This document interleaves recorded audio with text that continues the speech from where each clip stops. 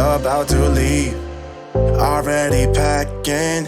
Come with me, I'm not really asking. We'll get away to a place where we don't know.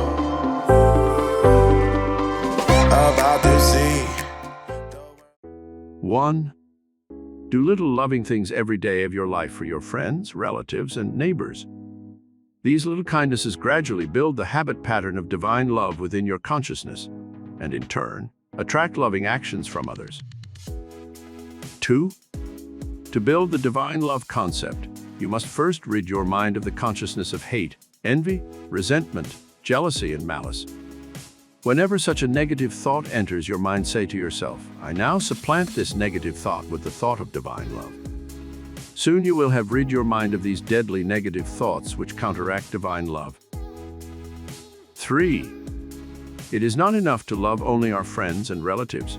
We should extend divine love to everyone in the entire world.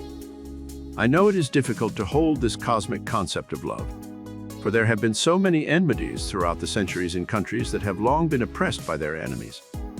Many people hate the Germans, the Japanese, the Russians. The Greeks hate the Turks because they occupied their country for 400 years.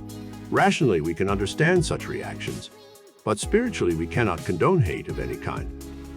We must try to rationalize our reasons for hating and then work out a pattern of forgiveness and divine love so we do not come under the negative emotional effects which hatred engenders.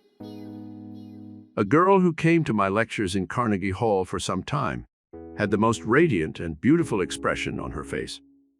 I became curious as to why she was so magnetic and attractive. Her features were not too beautiful, but there was a spiritual quality within her that transcended the physical. One day I asked her for her secret of loveliness. She smiled brightly, opened a gold locket hanging on a chain about her neck, and showed me the inscription inside. Whom, not having seen, I love. Then I understood the reason for her spiritual beauty and serenity. She loved the entire world and its inhabitants with divine love. 4. Every time you meet someone that you want to hold an interest, practice projecting an invisible golden line between your mind and theirs. Send out the thoughts on this golden cord. I love the divine in you, and you will love the divine in me. People sense our thoughts, and they will instantly respond to thoughts of love and kindness. Another young lady who came to my lectures told me in an interview with her that she could not attract the right type of boyfriend.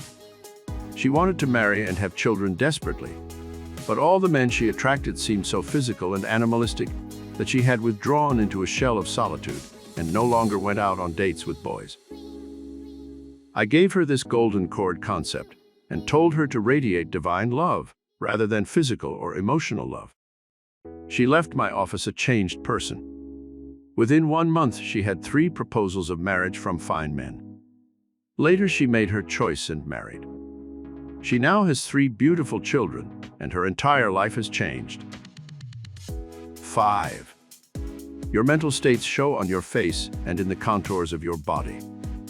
In order to show to the world the image of divine love, begin at once to change your facial expressions from anxiety, fear, worry, and hate to expressions of love, confidence, peace, and poise. To do this, stand before your mirror and study the various expressions that come onto your face with various emotions. Think of something you hate. Notice how the face assumes an ugly mask.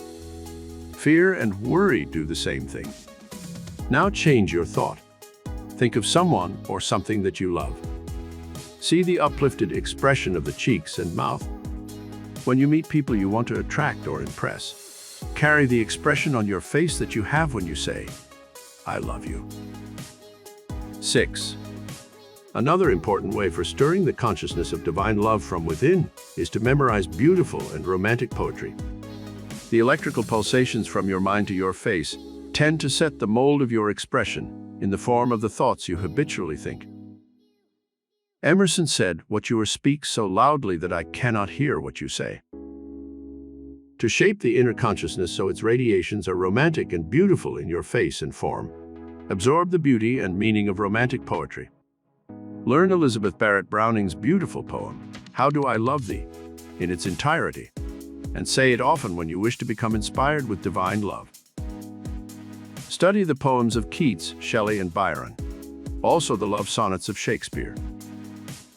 7.